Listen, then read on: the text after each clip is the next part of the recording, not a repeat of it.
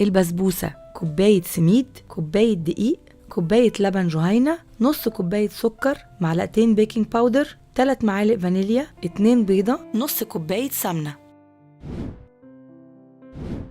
كل اللي هنعمله نجيب المية بعدين هنحطها، نحط السكر عليها. طب ما تفضل. اوكي لازم اشتغل. ايوه ماشي. ايوه كل ده، كل السكر ده سكر كله ماشي. ميكس كل حاجه ماشي. وبعدين دوبهولي بقى كويس كويس كويس. ماشي. بسبوسه بتحب السكر. طبعا. I have to say يعني. هنكس ايه تاني احنا حطينا كله. اوكي ممكن بقى نقلبها. شايف عندنا دي، عندنا السباتشولا دي. سوري. ماشي. اوكي مش خبير. لا انت خبير، بس انت مش عايز تقول عشان خاطر ما حدش يدبسك في طبخات وكده. I think so لان انا خلاص شميت الاكل اللي انت عملته. حلو قوي. احنا بنقعد بقى نقلبها كتير، تاكد ان السكر داب، اهم حاجه. بعدين نقعد نقلب شويه. بعد ما نقلب بنعمل حاجه اسمها بنعقده اللي هو نخليه يبقى ستيكي. لازم نحط الليمونه. تمام. اوكي بس شويه كده، قلب شويه على طول اتاكد ان هو داب. اوكي زي السيرب بعدين. ايوه بالظبط، يعني يبقى شربات.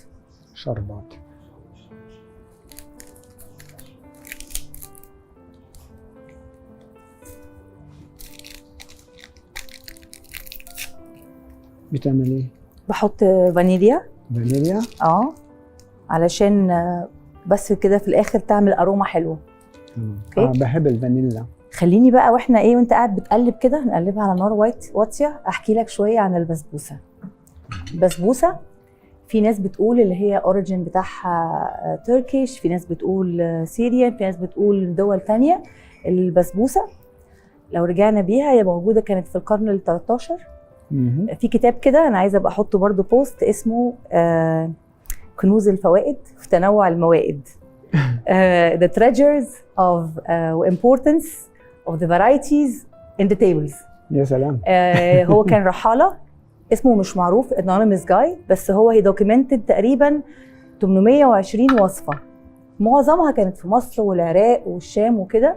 وكان في حلوى ديزرت اسمه السميدية قريب قوي من البسبوسة دي. فهي بالسيمولينا ونفس الحاجة، كل حاجه برضو نفس الكلام.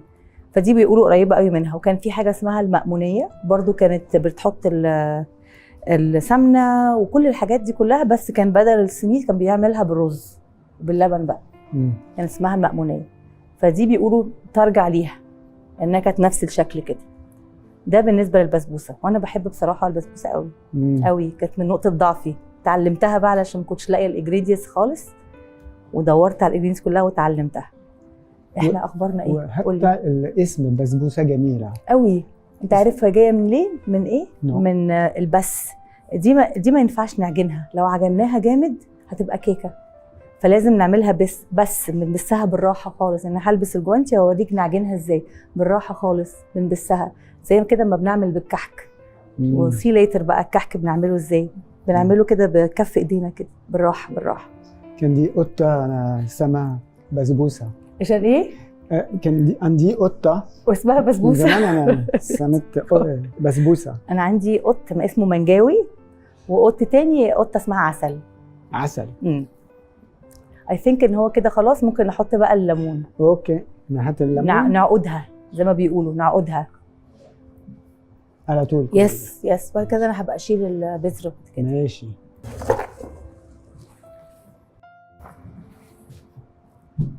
ميرسي. دو ريان.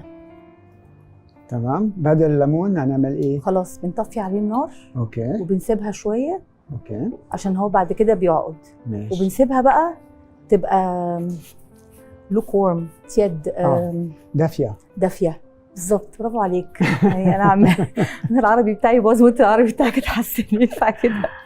بس بتبقى كده. ماشي. وعلشان خاطر البسبوسه لما تخش الفرن وبتطلع تبقى بسبوسه سخنه، والشربات بتاعها بيبقى دافي. لازم سخن مع سخن تتحرق. طبعا. اوكي يلا بقى نبدا نبس البسبوسه. يس حاضر. يس شيف.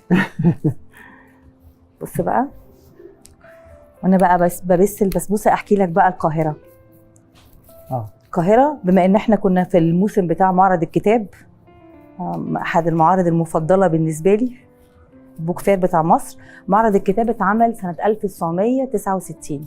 اتعمل ليه بقى؟ لما كانت القاهره تمت عيد ميلادها 1000 سنه. ده كان سبب ان هم نقوا التاريخ بتاع معرض الكتاب. كان 1000 سنه على يعني كونستراكشن بتاعت القاهره. اوكي، نبدا بقى نحط ده. في بقى بما ان انا بعمل البسبوسه مقوله حلوه قوي، كان بيقولوا اللي بنى مصر كان في الاصل حلواني. عارفها؟ لا. سمعتها قبل كده؟ والله. كانوا بيقولوا كده اللي بنى مصر كان في الاصل حلواني. دي بقى السمنه. سمنه بلدي. يا طبعا. شمها ده حلو قوي. ممكن اشم؟ ده مش رجيم ده. وداع وداع وداع يا رجيم. باي باي باي باي. ليه بقى؟ ليه بقى؟ مين بقى اللي بنى مصر وكان في الاصل حلواني؟ كان اسمه جوهر الصقلي من سيسيلي. هو مش من سيسيلي، كانت في مماليك، عارفه مماليك اللي هم مصر الفاطميه وكده. ايوه. اللي بنى مصر كان واحد اسمه جوهر الصقلي. هو كان ارمن من كرواتيا. وبعدين اتنقل على سيسيلي، وهو كان بيعمل باتيسري ديزرت حلواني. بيعمل حاجات كتير كده. وبعدين هو لما اتكلف بمهمه ان هو يبني القاهره جه وحط حاجته.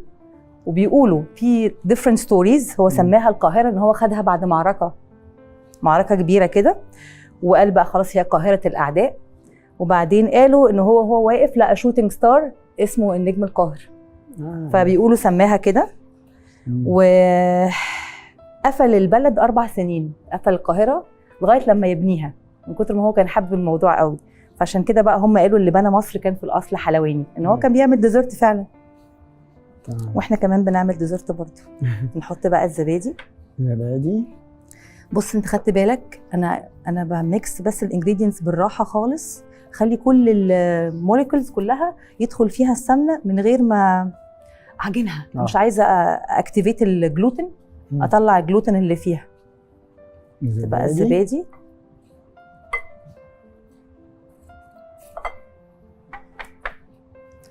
بيقولوا ممكن تحط جوز هند، بس انا مش عايزه احط.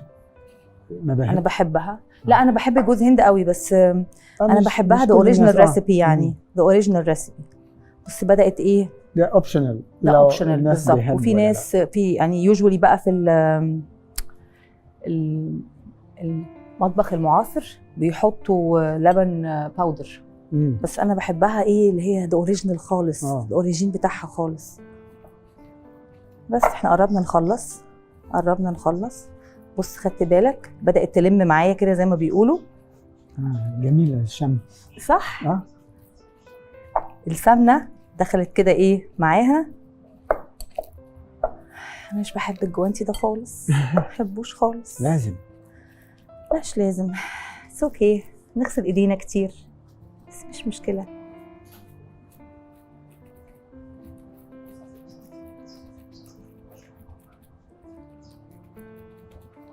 شفتي السرعة؟ شفت السرعة؟ ايه رأيك؟ جميل. خلصنا. شيك هاند. مش مع الجوانتي. دي نظيفة، ما انا قلعت اهو. تمام. بيرفكت. بس انضف مكان الحتة دي بس. في البسبوسة مفيش عسل؟ اهو. يس. بعدين سوري. يس. هندخلها الفرن.